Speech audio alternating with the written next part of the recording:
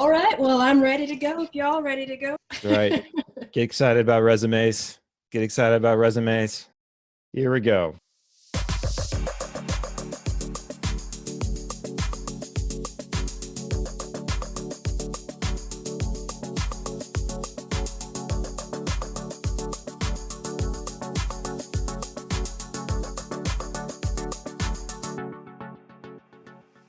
Howdy, friends. This is the Ascend UX podcast, a show about the experience of user experience design. I'm Evan Sunwall. And I'm Ayan Behe. So, Ayan, we're going to talk about resumes today. We're going to cover some tips and advice, good practices to make a great resume to get that next UX opportunity. This is just general blanket advice for all of you out there. There are some other special circumstances. If you're switching careers, if you're a student, we may talk about that in the future. And also, this advice is kind of skewed towards North America. It may be something you need to adjust if you're applying to jobs in other locales that have other expectations with resumes. Let's get this resume party started.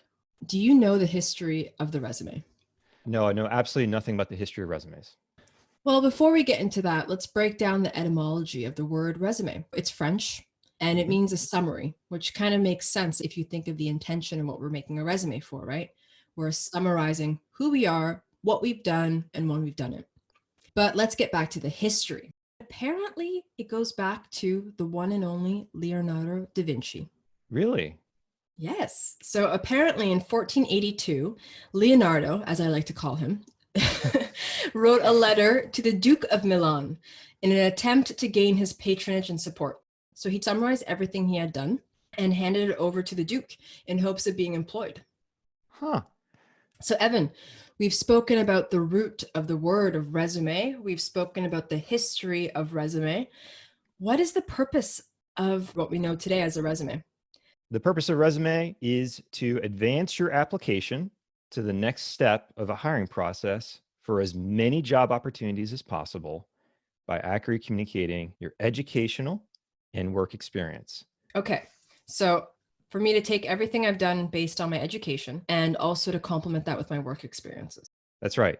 Is there an experience for creating a resume? Like, for example, our audience, UX designers or people who want to get into UX design, when they're creating their resume, should they be thinking about who will be reading their resume and adapting it based on that idea? Yes, we should understand our persona. Who are we targeting? We're targeting hiring managers, possibly recruiters, because they're the people who are going to be consuming this document. You got to think of them as people who spend, and I looked this up, 6 seconds reading or scanning this resume. That is a very little amount of time. They often have a lot of applicants. They're giving precious little attention to what you put in that resume. They are very pressed for time. They may feel pressure to fill the job quickly because work is piling up and losing the job could happen. They're under pressure to fill the role. They may feel anxious about hiring an unqualified or destructive or toxic person. They may also not have been given training on how to even conduct interviews or even screen resumes. And they want to hire someone who is growth-oriented, who collaborates well with colleagues, receives feedback with grace, and gets things done. That definitely does modify the person who's creating their resume's intention, right? Not only summarize your education and work experiences, that's a task in itself, but then how to stick out within 6 seconds to somebody who has a lot of work ahead of them. It is a little bit tricky, but it can be done. And we're going to help you with that. Yeah, and just going back to our episode with Crystal, I think one thing she said as a recruiting agent is tell me your story. And that's a great way to stick out from the rest. You're not just really showing the same skills and experience everybody else has, but putting forward yourself as well. And a good way to tell a professional story is to know it matters so that you can hit the high points. Evan, there's a big debate out there about resumes in regards of length. Should I have a 1-page resume? Should I have 2 pages?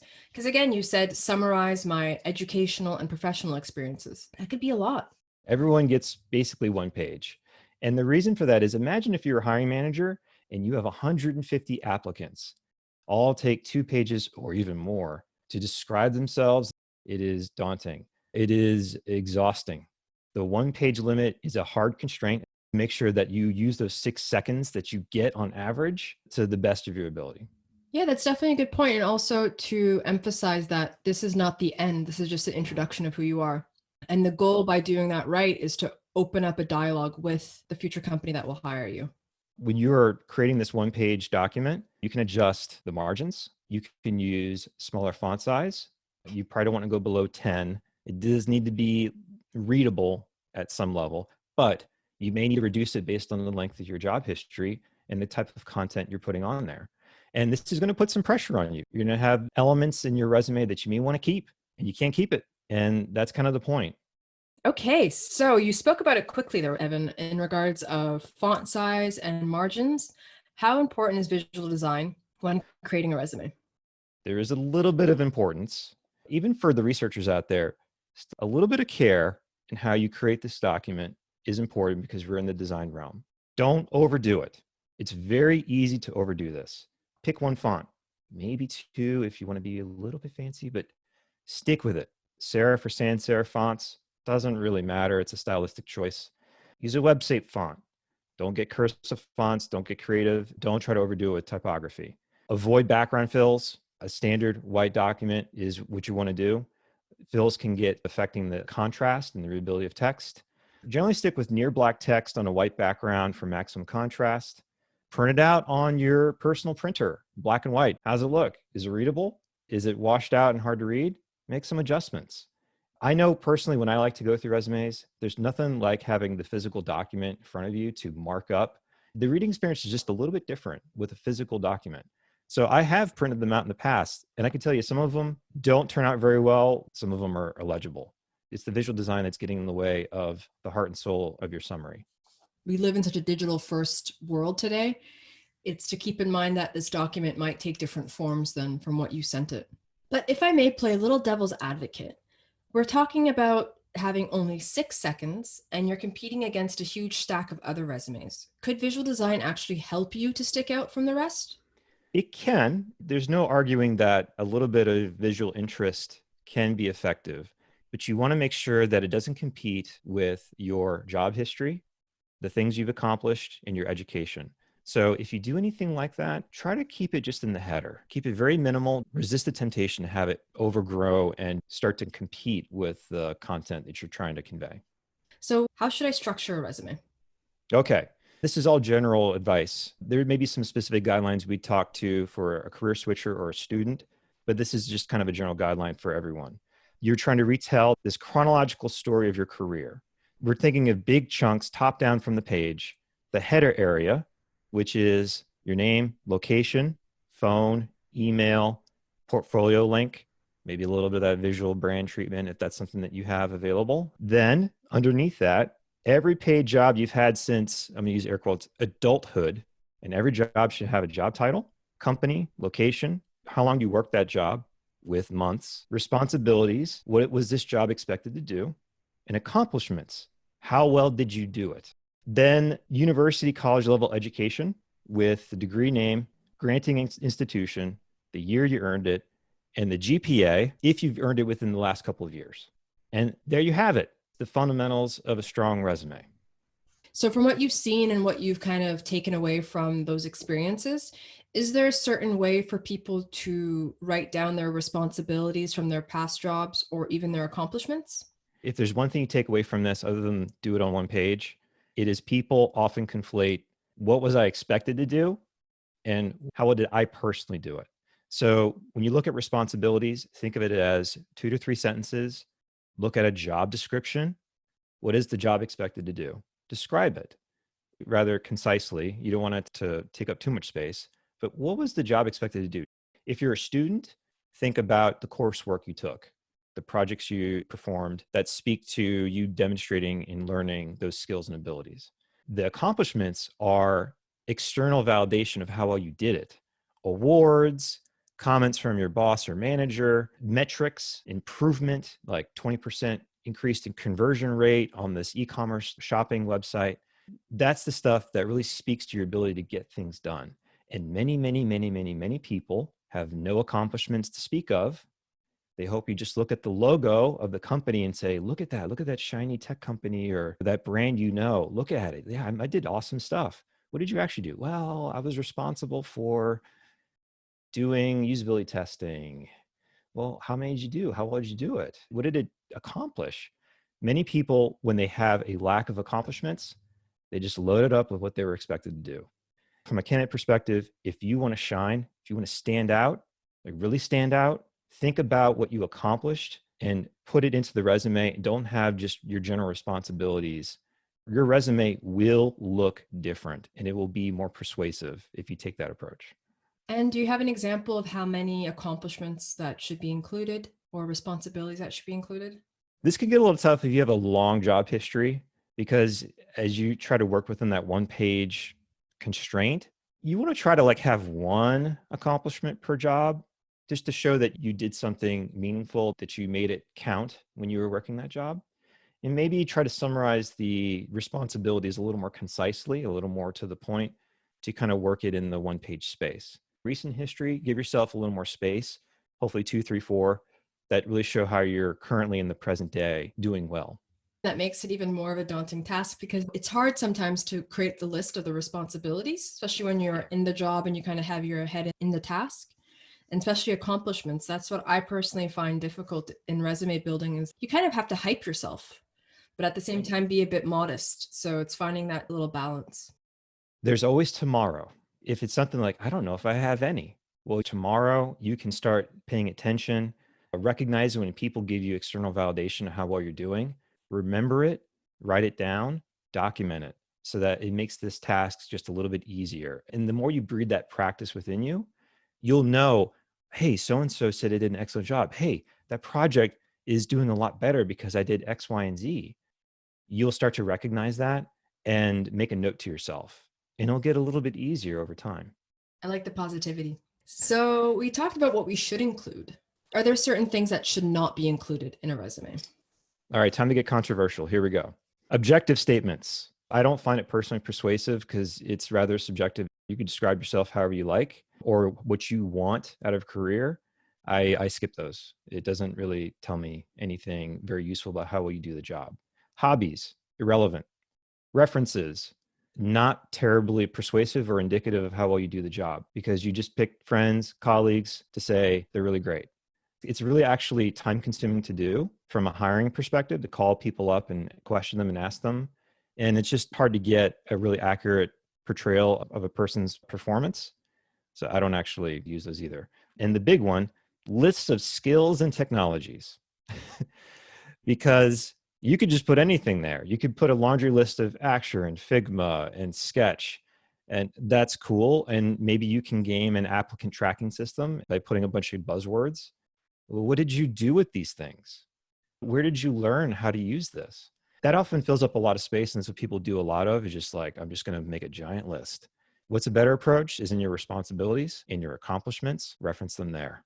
Talk about how you use that tool to get something done or complete it. The words are still in your resume, but they're not taking up a bunch of space and without context. Other things, your photo, it can be a source of bias. It could be a source of having your personal identity used against you in the applicant process. That's really unfortunate and also takes up space. Something else to not include, mistakes. You have an infinite amount of time, loosely speaking, to correct mistakes in your resume. You can't afford them. A sign that you have multiple mistakes in your resume is that you're not particularly attentive or you don't really care that much to actually clean that up. It's not a good look. Never underestimate the power of spell check. Yes, or its inability to catch grammar mistakes too. Oh, you don't trust spell check then? I trust it to a degree, but I often read sentences backwards to try to catch spelling mistakes or common grammar mistakes. Speaking of technology earlier, there's tools like Grammarly that can help somebody if it's not the language that they are very comfortable speaking, but they have to apply for a job. That's a great point. If you have just a little bit of mistrust in your skills there, you should get someone that you trust, a friend, colleague who has more native mastery, and get their point of view on how you're phrasing things or your grammar and get some feedback. We only have 6 seconds. And sometimes when you see a spelling error or something, it really blocks you and it kind of makes you lose those little fine seconds that you have. Think of it this way. They're free points. Those are free points for you to gain. Don't give them up needlessly. And going back to one element that you said not to include, so I'm based in France and it's more common here to include a photo with your resume. Even though I've been working here for 6 years now, I've never included one. So I don't think it's necessary, but I think it's more commonplace here. I've never noticed the importance or the relevance to include my photo. And nowadays there's LinkedIn. So if they do want to see how I look, then they can just do a little search. So let's put it this way. You have to be sensitive to the cultural norms of where the job that you're applying to. You don't want to defy them. If they're expecting a certain bit of information, you should provide it. So next question. We hear often resume and CV, curriculum vitae, to be exchanged between one another. Is it the same thing or is it different? They are different documents. A CV is oriented towards academia. They're longer. They're focused on publications. They're focused on conferences you've spoken to. They probably have references too, that you work for so and so or this program. They are for an academic audience. They are for a different audience than the persona we were talking about before. You should not use an academic oriented CV to apply to industry jobs. It does not resonate with that audience, but it may actually be really effective to get an academic job. So my advice is there could be content you may recycle. They could be very similar to each other. But if you're going to apply to industry jobs, you want to rewrite it and reformat it as a resume as we're describing it. You may have more success doing that. So again, it goes back to the idea of adapting. It's the user experience of your resume, right? An academic professor or someone of that type of program, they just have different interests and needs and requirements than an industry hiring manager. I think it also would change the accomplishments and achievements that you would put in your resume, as it's not the same type of world.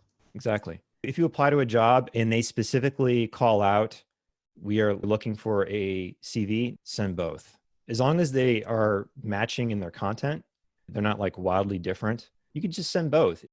In France, the term is CV that's used. It's not resume. So again, if you're moving from one country to apply to a different country, understand what are the customs in that country you're applying to. So going back to the topic of applying for a job, are there certain file types that a resume should be? For good or for bad, Microsoft Word, DOCX, that is the file type that will serve you well. It is the one that's most widely recognized by different applicant tracking systems. PDF is also fine. You can certainly be a little more expressive with a PDF. It's best if you're sending it to a human being. If you're sending it directly to a hiring manager, you may want to try PDF because it's going to be human read and it'll have the best formatting. Sending it to a system, Word is probably your better bet. There is always room for a plain text file, TXT. It's going to look not good, but it will have all the content and it'll be the most easily read. And the last one, which is not exactly a file type, is LinkedIn. It is often used by recruiters and hiring managers. Use that as maybe even your home base for all your accomplishments, all your jobs. Make sure that it's accurate with your document though. Having a presence there, even lightly, could be helpful for you to get more job opportunities and get your resume content into more people's eyes. Definitely. It's a great way to put yourself out there, actually. Yeah. Rather than going towards recruiters, you let them come to you. So let's imagine I took all of these great tips and put them in place and I landed the job. Does that mean I should put my resume away and say, thanks, that was great, I'll see you another time? Yeah, you have to be good at your resume. I know from personal experience, I let a couple of years go by. I didn't think about what I was doing. I didn't document anything of what I was doing very well. You can put yourself up to a really painful place if you don't reflect on what you've accomplished just once a year. Maybe book a little time for yourself. What did I do this past year? And what did I accomplish? Did I get a promotion? Did I get some new award? Did I get a new job? What did I do? My advice is have a kind of backstage resume. It's as long as you want it. Has many pages as you'd like. It's a full recounting of everything you've done in education, certifications, jobs, accomplishments, all these things that we've been talking about. Jot it down. And you'll find over time, through a longer career history, you'll have quite a few different accomplishments and things, and not all of them you would use in the same job you're targeting.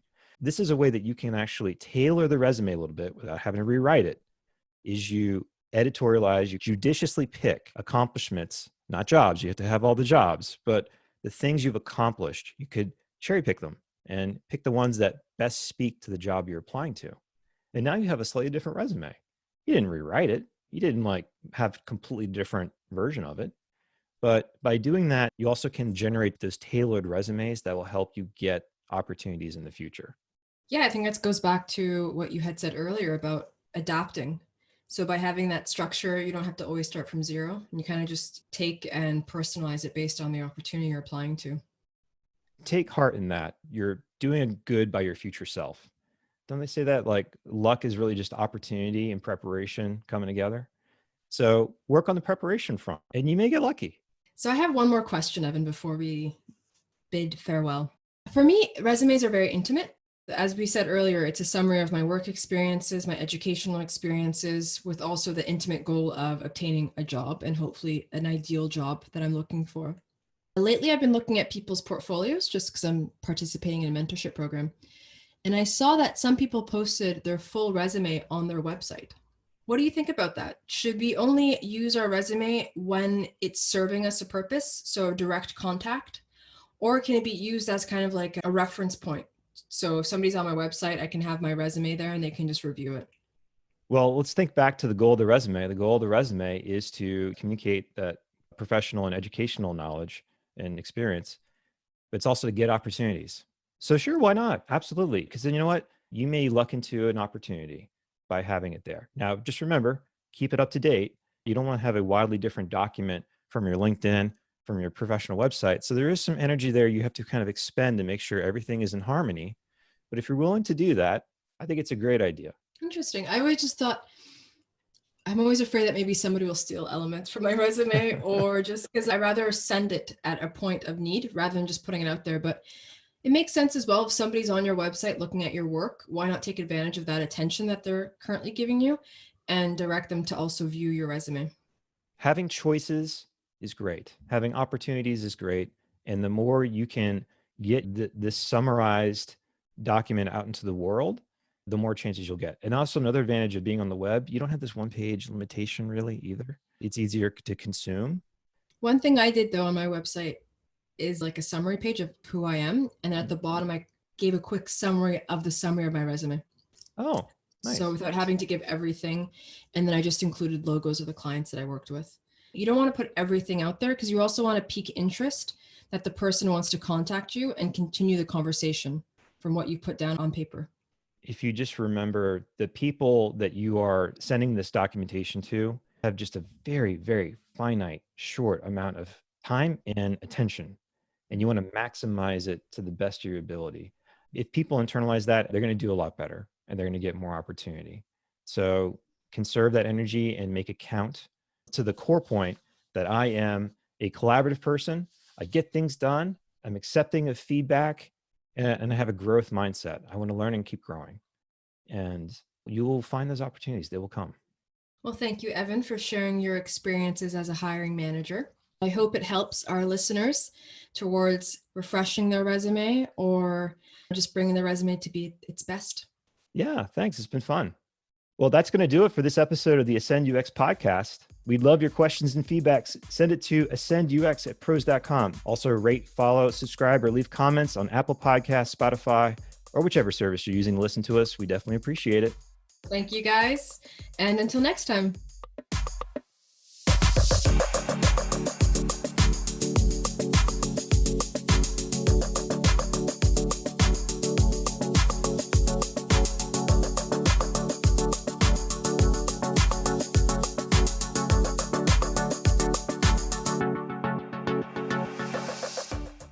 Thanks for listening to the Ascend UX podcast, a show made by the user experience team at Pros, a software company in Houston, Texas that develops AI-powered solutions for businesses. Learn more at pros.com/UX. That's pros.com/UX. Our main theme music is by Ultravice. You can listen to more of his work at soundcloud.com/Ultravice. Also, thanks to Lakey Inspired for his music as well.